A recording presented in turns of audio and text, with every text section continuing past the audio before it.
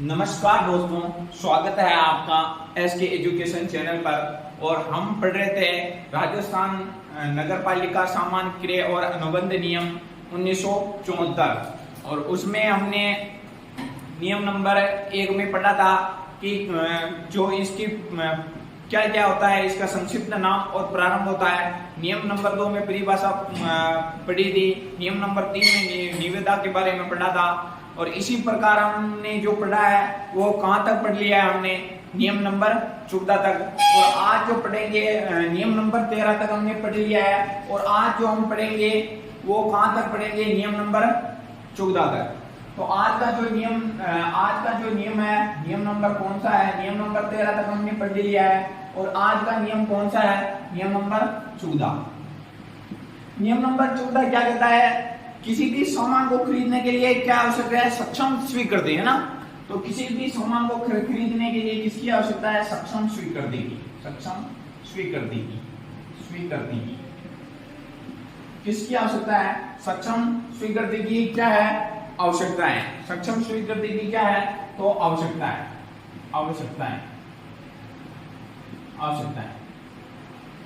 और इसमें क्या होता है कि जो हम सामान खरीद रहे हैं, सामान का कोई क्रय कर रहे हैं या सामान का कोई विक्रय कर रहे हैं, तो इसमें क्या होगा, प्रशासनिक और क्या होगा, वित्तीय स्वीकृति आवश्यक। इसमें क्या होगी, प्रशासनिक और वित्तीय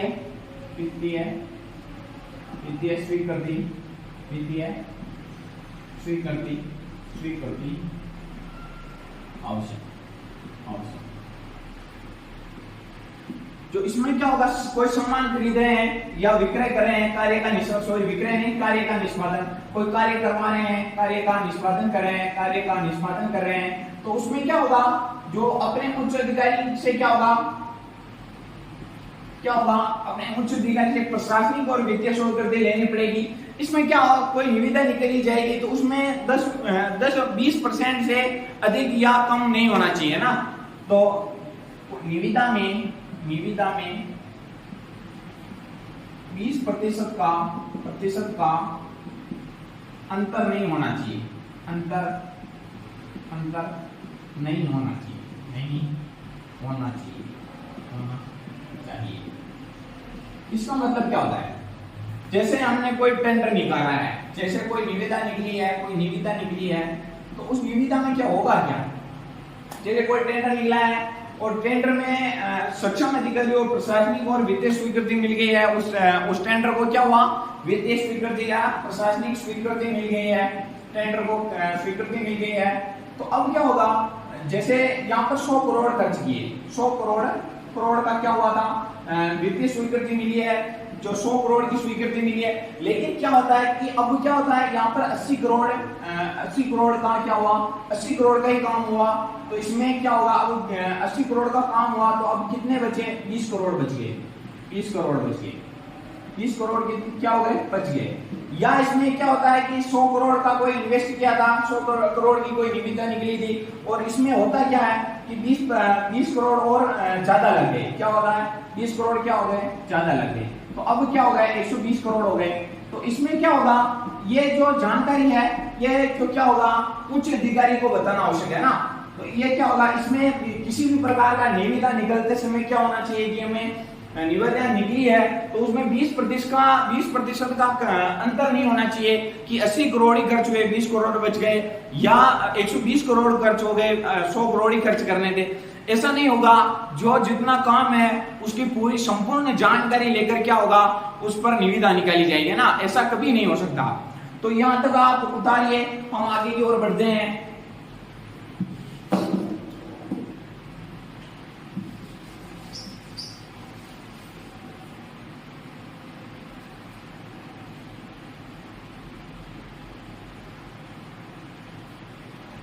तो यहां तक आपने उतार लिया होगा। अब हम आगे की ओर बढ़ते हैं।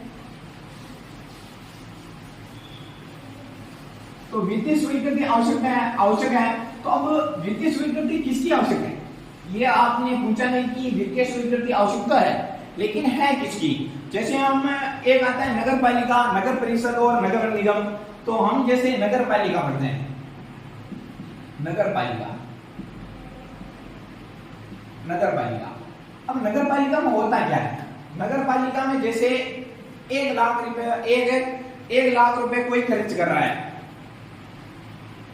1,00,000 रुपए कोई खर्च कर रहा है, 1,00,000 रुपए कहीं पर इन्वेस्ट हो रहे हैं, या 2,00,000 रुपए कहीं इन्वेस्ट हो रहे हैं, या 50 लाख कहीं इन्वेस्ट हो रहे हैं।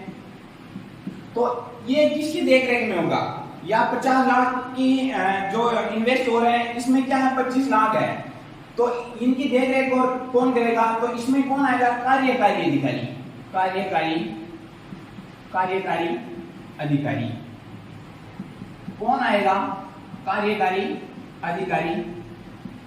और इसमें अगर 25 लाख का कोई इन्वेस्ट कर रहे हैं, 25 लाख तक का कोई निविदा निकली है, तो वहां पर देखरेख कौन करेगा, या उस पर विचार कौन, विमर्श कौन करेगा, तो वहां पर कौन होगा, सभापति।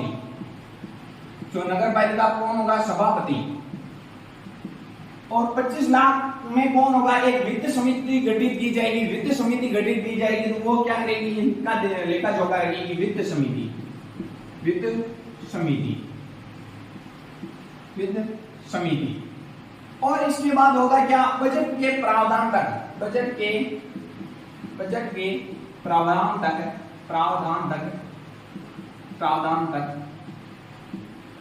बजट के प्रावधान तक क्या होगा, बजट के प्रावधान तक यहाँ पर कौन रखा जाएगा, लेखा जोखा, तो बोर्ड के द्वारा ना, बोर्ड के द्वारा।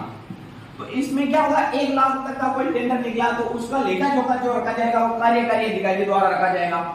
और 25 लाख तक का जो होगा उसमें कौन, सभापति होगा। और इसके बाद 50 लाख का होगा तो कोई राज्य सरकार एक वित्त समिति गठित करेगी, तो वहां पर वित्त समिति इसमें जानकारी देगी। और बजट के प्रावधान तक कोई बजट निकल रहा है तो वहां तक जानकारी इसका जो इसकी जानकारी कौन रखेगा, तो बोर्ड रखेगा।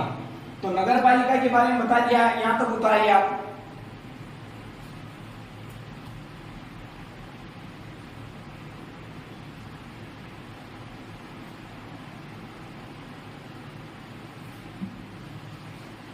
तो अब कौन आता है इसके बाद,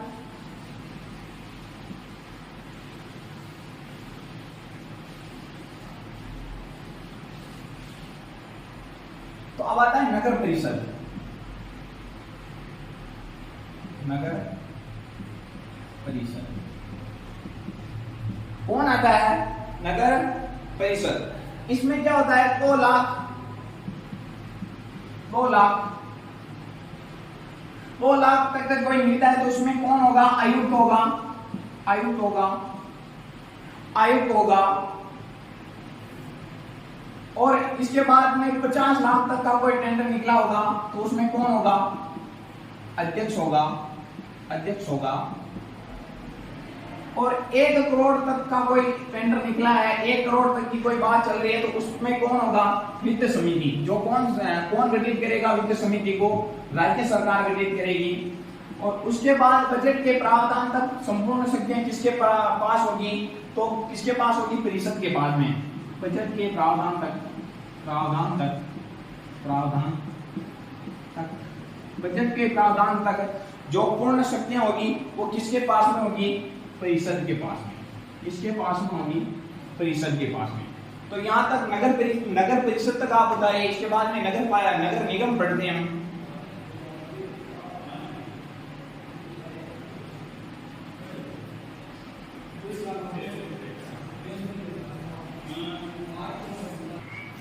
तो अब आता है नगर निगम। अब जो हम पढ़ेंगे वो क्या पढ़ेंगे, नगर निगम। नगर निगम में क्या आएगा, नगर निगम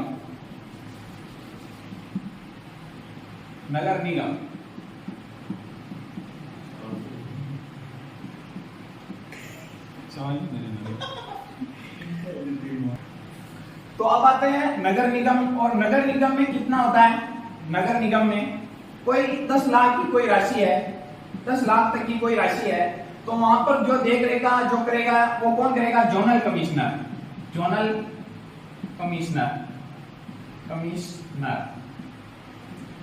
अगर 10 लाख से 10 लाख से लेकर 1 करोड़ तक की कोई राशि है, 1 करोड़ तक की कोई राशि है, तो वहां पर जो इसका देखरेख करेगा वो कौन होगा? कार्यकारी अधिकारी। कार्यकारी अधिकारी। अगर 1 करोड़ से लेकर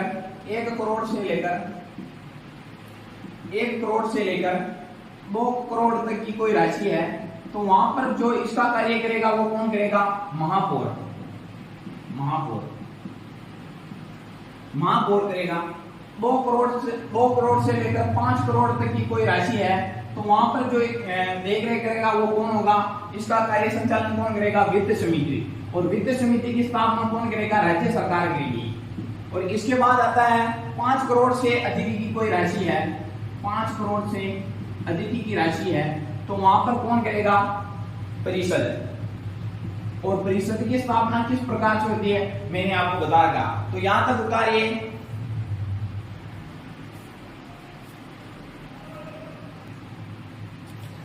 तो ये तो 3 बात हो गई।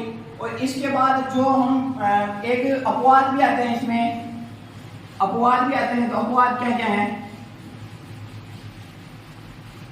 अपवाद क्या आते हैं, लेकिन परंतु लिख लेते हैं यहां पे। परंतु जो मूल प्रशासनिक और वित्तीय स्वीकृति में वित्तीय स्वीकृति में कोई बदलाव नहीं किया जाएगा, कोई बदलाव नहीं किया जाएगा। इसका मतलब क्या होता है? जो पहले टेंडर निकला था, पहले निविदा निकली थी, वही क्या होगा? प्रशासनिक और वित्तीय स्वीकृति मिली है उन्हें, और उसके बाद कोई बदलाव नहीं किया जाएगा, क्योंकि जो उन्हें प्रशासनिक और वित्तीय स्वीकृति मिल गई है। और किसी भी कार्य को निष्पादित नहीं किया जाएगा ना, किसी भी कार्य को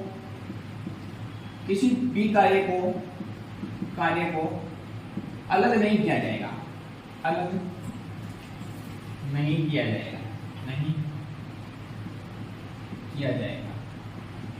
किसी भी कार्य को अलग नहीं किया जाएगा। इसका मतलब क्या होता है? जैसे टेंडर निकला 100 करोड़ का कोई टेंडर निकला, और नगर पालिका में कोई बिल्डिंग बनानी है, और बिल्डिंग जैसे ये बिल्डिंग बनानी है नगर पालिका में, तो वहां पर अब होगा क्या? यहाँ पर बिल्डिंग बनानी है, तो निविदा 100 करोड़ की निकली। इस बिल्डिंग में जितने रुपए का इन्वेस्ट होगा उतनी निविदा निकलेगी। इसके बाद हम इसके कार्यों में बंटवारा नहीं कर सकते। जैसे ऐसा नहीं हो सकता कि एक बिल्डिंग यहाँ पे बन गई, दूसरी बिल्डिंग यहाँ पे, तीसरी बिल्डिंग यहाँ पे, अलग अलग नगर पालिकाओं में अलग अलग बिल्डिंग, या वो रोड बना रहे हैं, तो एक रोड के लिए जितने पैसों की आवश्यकता होगी उतनी निविदा निकाली जाएगी, और उसके बाद में क्या होगा? उतनी निविदा निकाली जाएगी। किसी अन्य रोड के लिए क्या होगा? वहां पर दूसरी निविदा निकालनी पड़ेगी। तो किसी कार्य को अलग अलग नहीं किया जा सकता, एक कार्य को एक ही बार में गिना जाएगा। तो ये बात आती है। और कोई निविदा निकल गई है, निविदा निकलने के बाद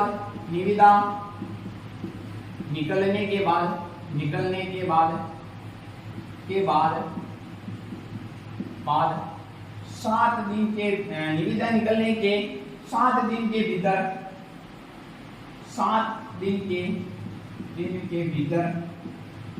7 दिन के भीतर कार्य शुरू करना आवश्यक है।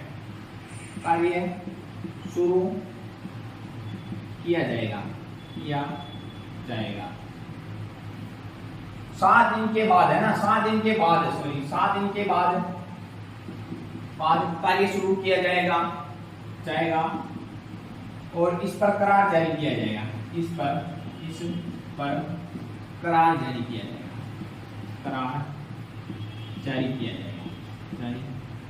जाएगा।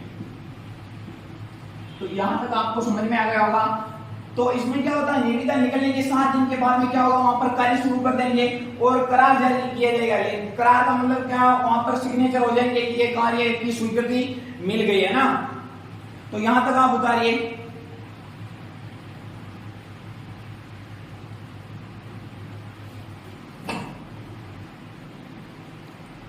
अब आता है कार्य को निश्चित अवधि में पूरा किया जाएगा। अभी क्या आता है, कार्य को निश्चित अवधि में पूरा किया जाएगा। कार्य को किसमें पूरा किया जाएगा, निश्चित अवधि में पूरा किया जाएगा। कार्य को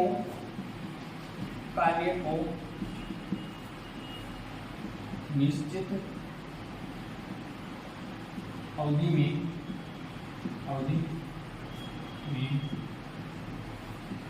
पूरा किया जाएगा। तो इसका अर्थ क्या होता है, इसका अर्थ यह होता है कि हम जो भी कार्य कर रहे हैं उसे कितने दिन में पूरा किया जाएगा, निश्चित अवधि में। जैसे 5 लाख तक का कोई कार्य है, 5 लाख तक का, तो उसे कितने दिन में पूरा करना पड़ेगा, 30 दिन में। यानी कि एक माह में 5 लाख से लेकर 10 लाख तक का कोई कार्य है, तो उसे कितने दिन में पूरा किया जाएगा, कितने दिन में पूरा किया जाएगा, 2 माह में। अगर 5 लाख से लेकर 50 लाख तक का है, कोई 10 लाख से लेकर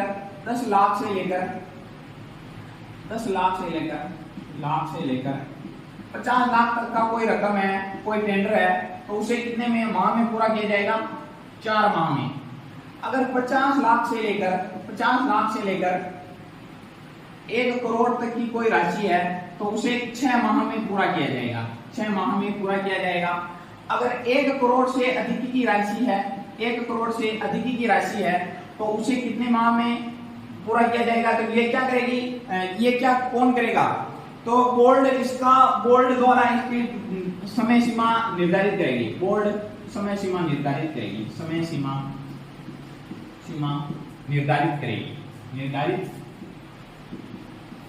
बोर्ड क्या करेगी, समय सीमा निर्धारित करेगी। तो यहां तक उतारिए आप।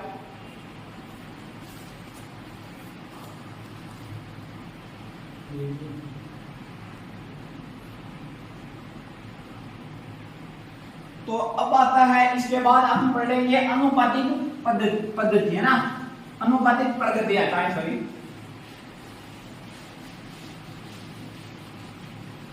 अनुपातिक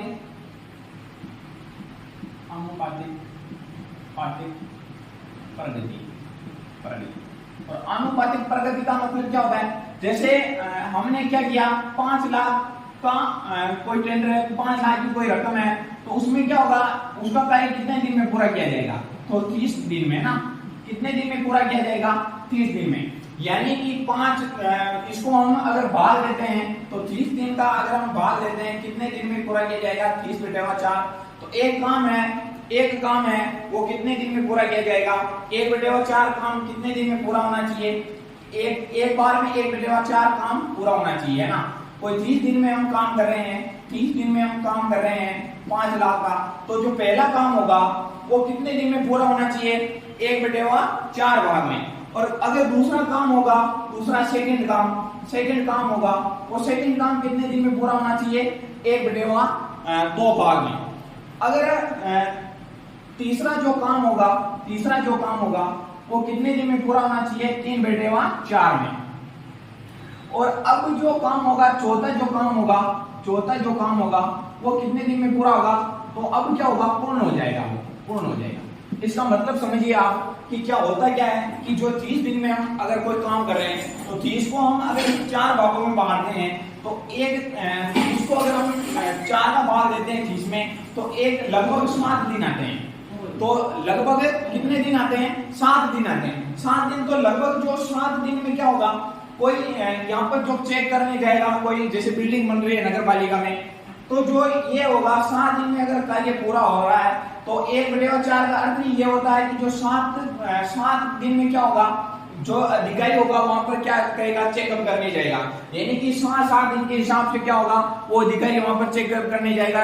और ठेकेदारों को यह कहा जाता है कि जो आप जो भी काम कर रहे हो उसको 1/4 काम पूरा हो जाना चाहिए। कितने दिन में पूरा जाना चाहिए, तो 7 दिन में 1/4 काम पूरा हो जाना चाहिए।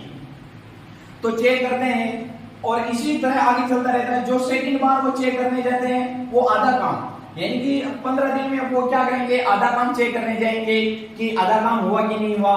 तो आधा दिन 1/2 सेकंड बार में, और तीसरा जो काम होता है वो 75% काम हो जाना चाहिए, 3/4। और इसके बाद चौथा जो काम आता है उसमें लगभग पूर्ण हो जाना चाहिए, पूर्ण हो जाना चाहिए, है ना। और इसके बाद आता है कोई 1/8 राशि है, 1/8 की राशि है, तो उसे कोई राशि है, तो जैसे हमारे पास 8 रुपए है, तो उसको एक बार में 1/4 काम कितने दिन में हो जाना चाहिए, 1/8 में। इसी तरह ये अनुपातिक पद्धति होती है, यहां तक उतारिए आप।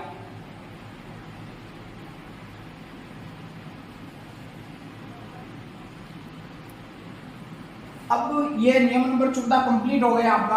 अब हम पढ़ेंगे नियम नंबर 15 की ओर। नियम नंबर कौन सा पढ़ेंगे हम, नियम नंबर 15। नियम नंबर 15, नियम नंबर 15, नियम नंबर 15 क्या कहता है कि अनुमानों का अनुमोदन और बिलों का परीक्षण। अनुमानों का अनुमानों का अनुमानों का मानों का अनुमोदन अनुमोदन मोदन और बिलों का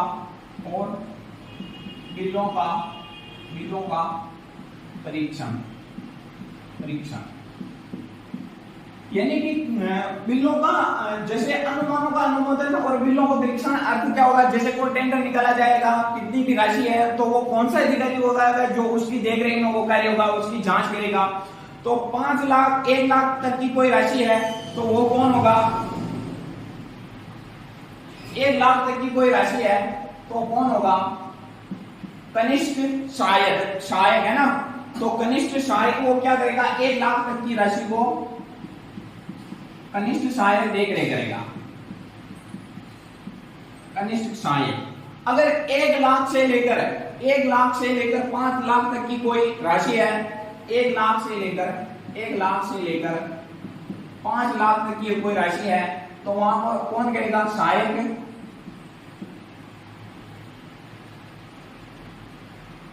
कनिष्ठ सहायक और सहायक अधिकारी, है ना, सहायक अधिकारी सहायक अधिकारी।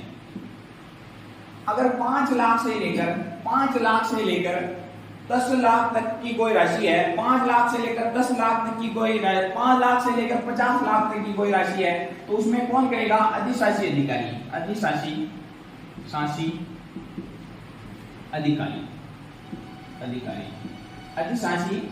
अधिकारी।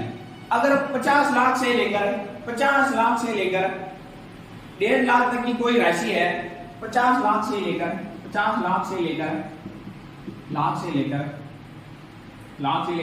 150 लाख तक की कोई राशि है, तो वो कौन करेगा, अधीक्षण अधिकारी, अगर 1.5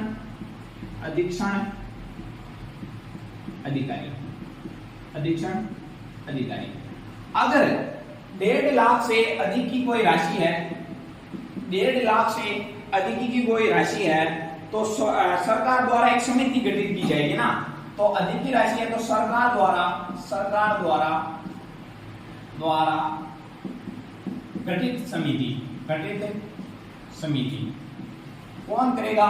तो ये नंबर कितना हो गया, 15। तो उसमें एक बात बता दें, बिलों का परीक्षण और अनुमानों का अनुमोदन। तो 1 लाख तक की कोई राशि है तो बिलों का परीक्षण कौन करेगा, कनिष्ठ सहायक। और 1 लाख से 5 लाख तक की कोई राशि है तो अधिकारी सहायक अधिकारी होगा। 5 लाख से 50 लाख तक की कोई राशि है तो अधिशासी अधिकारी। और 50 लाख से लेकर 1.5 लाख तक की कोई राशि है तो अधीक्षण अधिकारी। और 1.5 लाख से अबव की कोई राशि है तो सरकार द्वारा गठित एक समिति गठित की जाएगी ना। तो ये नियम नंबर आपका 15 हो गया। इसके बाद हम आगे की ओर बढ़ते हैं, इसको उतारिए।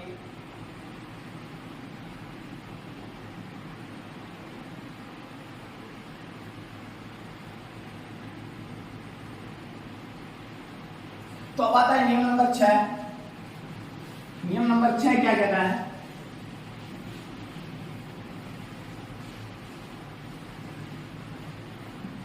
नियम नंबर 16 क्या कहता है, नियम नंबर 16।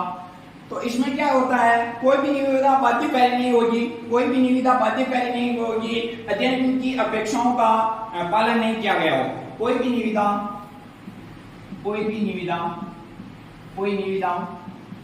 निविदा बाध्यकारी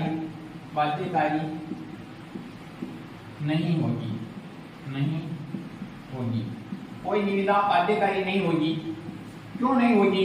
कोई निविदा बाध्यकारी नहीं होगी, क्यों नहीं होगी? अधिनियम की अपेक्षाओं का पालन नहीं किया गया हो, अधिनियम की अपेक्षाओं का, अधिनियम की अपेक्षाओं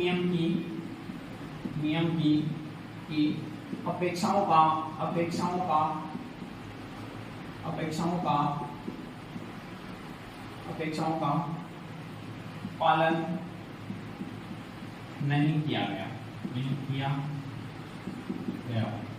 कोई निविदा टेंडर अगर हम जारी कर रहे हैं तो वो तब तक बाध्य नहीं होगी, क्योंकि जब तक कि उसमें जो नियम बनाए उनकी अवहेलना नहीं की गई हो। इसमें स्पष्ट बात बता रही कि वहां पर जो निविदा निकाली गई है उसके नियमों की अवहेलना नहीं की गई हो, तब तक वो निविदा बाध्यकारी नहीं समझी जाएगी, है ना। तो ये नियम नंबर 16 हो गए।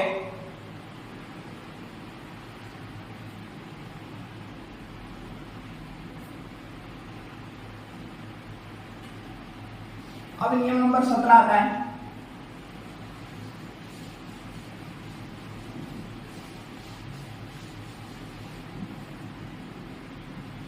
तो इसमें आता है सामान्य वित्तीय और लेखा नियम।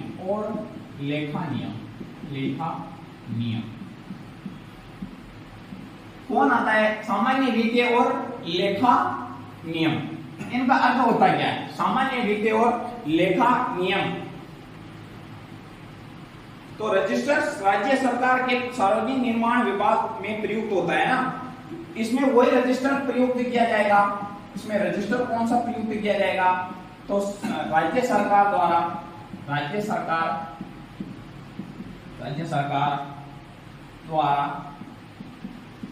सार्वजनिक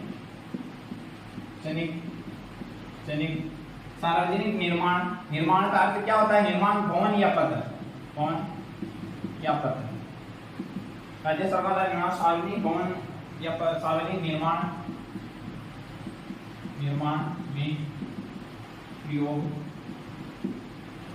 लाया जाता है। रजिस्टर कौन सा प्रयोग में? जैसे हम कोई रोड बना रहे हैं तो उसमें किसकी आवश्यकता है? हम कोई रोड बना रहे हैं तो उसमें किसकी आवश्यकता होगी? कंक्रीट की निविदा प्रारूप कहते हैं। इस नियम को कौन सा नियम कहते हैं? निविदा प्रारूप का नियम। तो अब क्या होता है, हम कोई जैसे रोड बना रहे हैं उसमें सीमेंट और पत्थरों की गिट्टी की कोई आवश्यकता है, तो अगर हम एक रजिस्टर में उसे अंकित करते हैं, रजिस्टर में उतारते हैं, तो उसमें क्या एक रजिस्टर वही प्रयोग में लिया जाएगा जो राज्य सरकार। हम ऐसा नहीं कर सकते कोई बाजार से रजिस्टर खरीद के लाए और उसमें उतार देते हैं, ऐसा नहीं हो सकता। उसमें वही रजिस्टर प्रयोग में लिया जाएगा जो राज्य सरकार द्वारा सार्वजनिक निर्माण प्रयोग में लाया जाता है ना। तो आज के जो हमारा सेशन वो खत्म हो गया है और हमारा एक खुशी की बात यह है कि जो हमारा नियम नंबर राजस्थान नगर पालिका अधिनियम नंबर 1974 भी खत्म हो गया। सामान्य क्रय और अनुबंध नियम कौन सा है? 1974 भी खत्म हो गया। अब हम कल पढ़ेंगे अन्य जो दूसरी क्लास है। तो आज के लिए बस इतना ही। और आप हमारी क्लास को, अगर आपको क्लास पसंद आए तो लाइक शेयर और सब्सक्राइब जरूर कर लेना। तो शेयर जरूर कीजिए। Thank you.